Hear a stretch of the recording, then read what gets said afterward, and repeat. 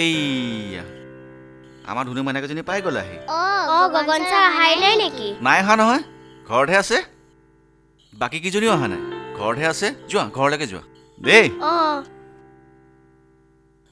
খুৰা এই তালৈকে লৈ আহক। হয় হয় ঠিক আছে হ'ব।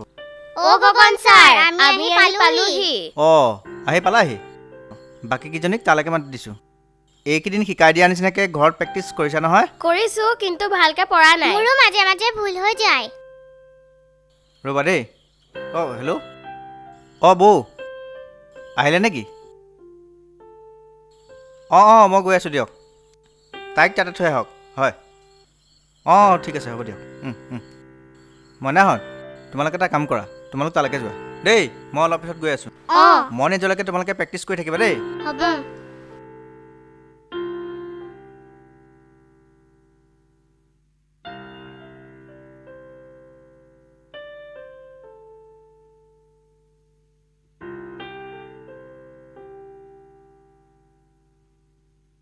ঐ শুনচোন, গগন ছাৰ আহিব এতিয়া। আমাক নিজে নিজে নাচি থাকিবলৈ কৈছে। বল নাচোৱা। নাচোৱা। নচাৰ আগতে ৰচোন, তহঁতে কষ্টিও মানিছনে নাই?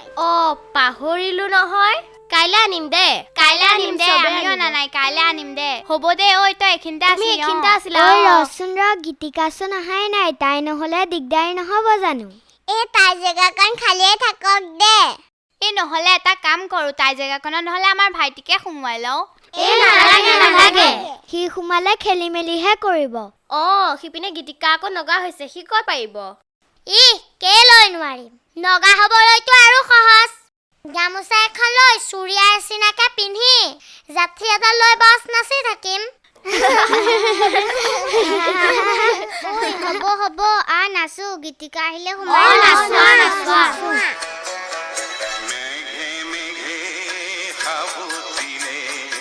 তহঁত কেইজনীয়ে মোক কিয় ঠেলি আছ? আকৌ ঠেলিবি, কথা বেয়া হৈ যাব। হ'ব যা। আমাৰ বাক কিয় খেলিছ? গগন ছাৰ আগত লগাই গগন ছাৰ মোক একোডাল কৰিব নোৱাৰে। কি কলি তই? তুমি যি শুনিলা তাকে ক'লো। দেখিছ তহঁতক মই কি কৰিবলৈ পঠালোঁ আৰু তহঁতে ইয়াত কাজিয়া কৰি আছ। কি হ'ল? ছাৰ আচল কথাটো হ'ল সমীক্ষা বাৰ ভাইকে আমাক চুলি ঘটলা দি আছে। এইবাৰতো চুলিহে ঘটাই দিছো। এইবাৰ চুলি ছিঙি দিম, দৰকাৰ পৰিলে নেলুটোকে ছিঙি দিম। ডাঙৰক তেনেকৈ কথা ক'ব নাপায় নহয়, নক'বা দেই। ছাৰ আচল কথাটো হ'ল ইহঁত কেইজনীয়ে দুইফালৰ পৰা মোৰ ফালে চাপি চাপি আহি থাকে আৰু মোৰ নাচিবলৈ দিগদাৰ হয়। আচল কথাটো হ'ল তোমালোকে গানৰ অৰ্থটোৱে বুজি পোৱা নাই। বুজি পোৱাহেঁতেন তোমালোকে এনেকৈ কাজিয়া নকৰা নহয়। বহাচোন, বহা। এই গানটোৰ বহুত অৰ্থ আছে। এই গানটোৰ অৰ্থটো হ'ল তোমালোক মানে 7জনী আমাৰ উত্তৰ পূৰ্বাঞ্চলৰ 7খন ৰাজ্য। ছাৰ মোৰ সেইকাৰণেহে খং উঠে। বায়ে অসম হৈ আছে, সিহঁত কিজনীয়ে বাৰে বাৰে অসমক কিয় ফেৰি থাকে? আপুনি প্ৰত্যেককে নিজৰ নিজৰ জেগাত নাচিবলৈ কোৱা নাছিল? কৈছিলোঁ। তেতিয়াহ'লে অনবৰতে আমাৰ বাৰ জেগাত কিয় সোমাই থাকে? দেখিছা, ইমান সৰু ল'ৰাটোৱে বুজি পাইছে, তোমালোকে বুজাই নাই। ঠিক আছে, তোমালোকে এইবাৰ ভালকৈ নাচিবা দেই, হ'বনে? কাজিয়া নকৰিবা কিন্তু, হ'ব? ঠিক আছে দিয়া, উঠা। নিজৰ নিজৰ পজিশ্যনত আহা। ঠিক আছে, নাচাচোন, নাচা। ছাৰ গীতিকা আহিছে। হয় নেকি? আহা। ছাৰ আজি অহা অকণ দেৰি হ'ল, বেয়া নাপাব। হয় নেকি? ঠিক আছে, যোৱা, বেগটো মোৰ হাতত দিয়া। যোৱা। গীতিকা, আমি এতিয়ালৈকে 3বাৰ নাচিলো, তোৰ লোকচানে হ'ল। হ'ব। এতিয়া কথা বাদ দিয়া, প্ৰগ্ৰেমলৈ আৰু বেছি দিন নাই নহয়, হয় নহয়? আৰু শুনাচোন, তোমালোকৰ এই ঘূৰণীয়া নাচটোৰ পাছত বাকী নিজৰ নিজৰ জেগাত যে যাব লাগিব, মনত আছেনে? বঢ়িয়া। ছাৰ মোক মাজত পাই পৰিছো আৰু মানিয়ে ঠেলি ঠেলি মোৰ জেগা পায়হি। সেইয়া নাপায় নহয়। বাৰু তোমালোক কোন কি ৰাজ্য আছিল মনত আছেনে? আছে। অসম, মণিপুৰ, ত্ৰিপুৰা, মিজোৰাম, অৰুণাচল, মেঘালয়, নাগালেণ্ড। তেনেহ'লে প্ৰত্যেকখন ৰাজ্যই যদি নিজৰ নিজৰ জেগাত নাথাকা, দেখিবলৈ বেয়া লাগিব নহয়। গোটেই নাচটোৱে বেয়া হৈ যাব আৰু দৰ্শকেও বেয়া পাব। দেই এইবাৰ ভালকৈ নাচিবা হ'বনে তাৰ ঘূৰি নচা নাচটোৰ পিছত মোকেইতো পাৰ হৈ যাব লাগিব নিজৰ নিজৰ জেগালৈ অ। মই কিন্তু আঁতৰি নিদিওঁ তেতিয়া গম পাব অঁ তেনেকুৱা নকৰিবা এনেকুৱা কৰিলে সকলো নাৰ্ভাছ হৈ যাব নহয় নকৰিবা দেই ঠিক আছে এতিয়া নাচাচোন নাচা নাচা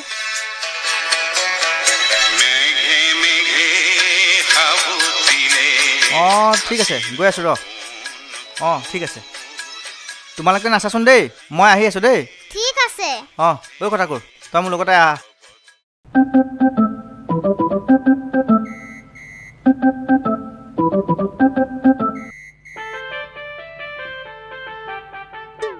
অঁ এই এইটো কোনো এই এই নাচিবলৈ অহা ছোৱালীজনী ভায়েক অঁ কষ্ট কৰি থাকে তাক লৈ আহিছোঁ হয় সিহঁত কেইজনীয়েহে নাচি থাকোঁতে আমাৰ দেহা বাজিকাৰ সোমাই যায় আৰে কোনো এইটো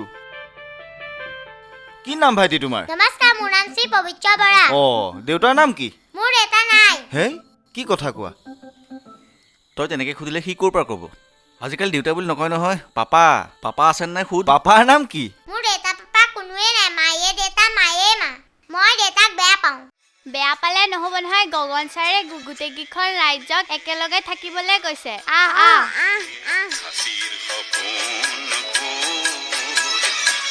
এই দুষ্ট ল'ৰাটো দেউতাৰ বিষয়ে তেনেকৈ ক'ব নাপায় নহয় কেলৈ নকওঁ দেউতাই বোলে মাইক বহুত অত্যাচাৰ কৰিছিল এতিয়া আমি মামাৰ ঘৰতহে থাকোঁ দেউতাৰ ঘৰ ক'ত সেইটো হ'লে ক'ব নোৱাৰিম দেই তাত বহুত কাৰণ আছে কি কাৰণ আছে অ' কিয় জানা সেইখন গাঁৱৰ আইতা জেঠাই পেহী খুৰা মাহী সেইখন গাঁৱৰ চব ভাল সেইকাৰণেহে আমি বাচিলো নহ'লে ইমান দিনা চাতে এই এইটো কিয় কিয় জানা মামায়ে কয় সেইখন গাঁৱৰ বাকী মানুহখিনিৰ কাৰণেহে আমি নতুন জীৱন পালো সেইকাৰণে দেউতাৰ চিনা মানুহ সেইখন গাঁৱৰ বুলি ক'বলৈ বেয়াই লাগে কিন্তু সেই ভাল মানুহখিনি যে ঘৰ ক'ত সেইটোতো ক'ব পাৰিবা মোক সেই বুলি ক'লেতো মই একে উশাহতে ক'ব পাৰিম ঐ অঘাটং ব'ল ব'ল ব'ল ব'ল তালৈ যাম ব'ল অ' গগন্দা হা এইটো মাল দেখোন হে একদম একদম ৰিহাৰ্চল মই যাম ব'লা হে ব'লা নিম্বুন্দা মুখা ইমান স্পীডত ক'লেনো যায় নহয় হ'ব আহিলোঁ যা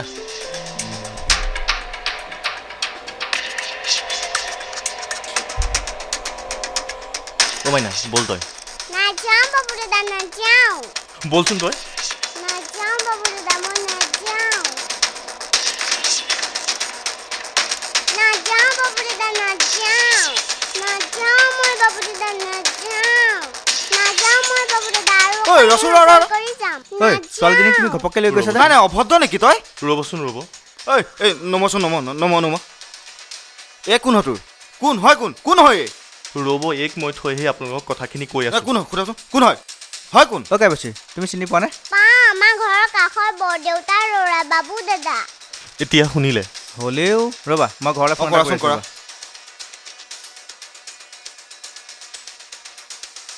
হেল্ল'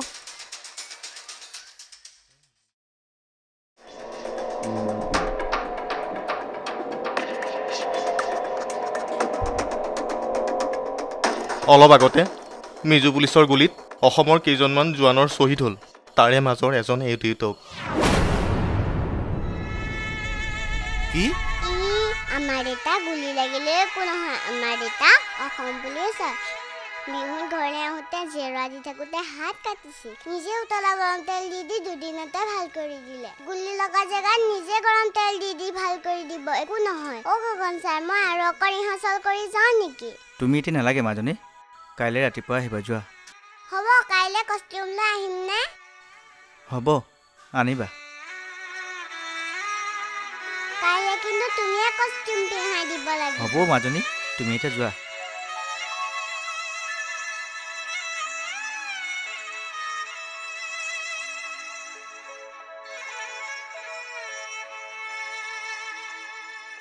ঐ শুন কাব্যশ্ৰীৰ দেউতাকৰ মিজোৰামৰ গুলি লাগিল আৰু মৰি থাকিল কি অঁ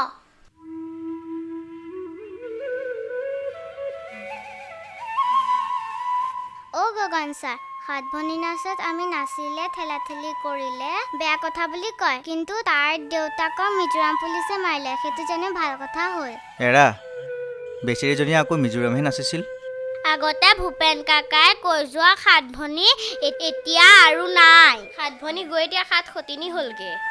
আমি আৰু কেতিয়াও এইটো গানত নানাচো। আমি আৰু কেতিয়াও এইটো গানত নানাচো। নাপায় নহয় মাজনীহঁত, এইবোৰ সুধাকণ্ঠৰ কালজয়ী গীত। এই গীতবোৰক সন্মান জনোৱাটো আমাৰ সকলোৰে দায়িত্ব। তোমালোকে এনেকৈ ক'লে ভূপেন কাকাই মনত বৰ অশান্তি পাব নহয়। ছাৰ, আমাক এনেকৈয়ে কৈ সান্তনা দিলে, কিন্তু তাই যে নিজৰ দেউতাকক হেৰুৱালে, তাইক কেনেকৈ সান্তনা দিব? ছাৰ, গানটোত যেতিয়া জোৱাই মিজোৰাম বুলি কয় তেতিয়া তাই হাঁহি দিছিল। এতিয়া আৰু কেতিয়াবা তাই হাঁহিব পাৰিবনে?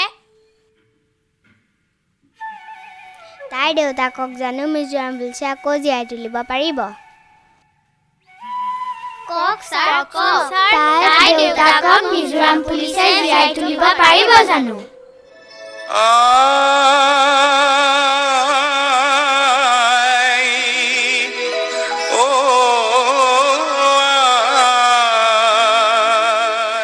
এনে কিছুমান প্ৰশ্নৰ সন্মুখীন হ'লে নিমাত হৈ থকাৰ বাহিৰে অন্য কিবা উপায় আছে জানো?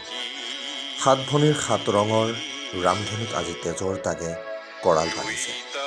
কোনে মচিব, কেনেকৈ মচিব আৰু কেতিয়া মচিব এই সাতৰঙী ৰামধেনুত লগা তেজৰ চেকুৰা? এনেবোৰ প্ৰশ্ন সময়ে সময়ে উঠি থাকিব। এনেবোৰ প্ৰশ্নৰ উত্তৰ আমি বিচাৰি থাকিম। চাই থাকিব আনন্দ ষ্টেচন। পঢ়িকে পঢ়কে আমি নতুন নতুন কাহিনীৰে আপোনালোকৰ ওচৰলৈ আহি থাকিম। আপোনাৰ মনতো উদ্বেগ হোৱা কাহিনীবোৰ, প্ৰশ্নবোৰ আমালৈ পঠিয়াব। আমি ইয়াৰ যৎপৰোনাস্তি চেষ্টা কৰিম আগবঢ়াই নিবলৈ। চাই থাকিব আনন্দ ষ্টেচন।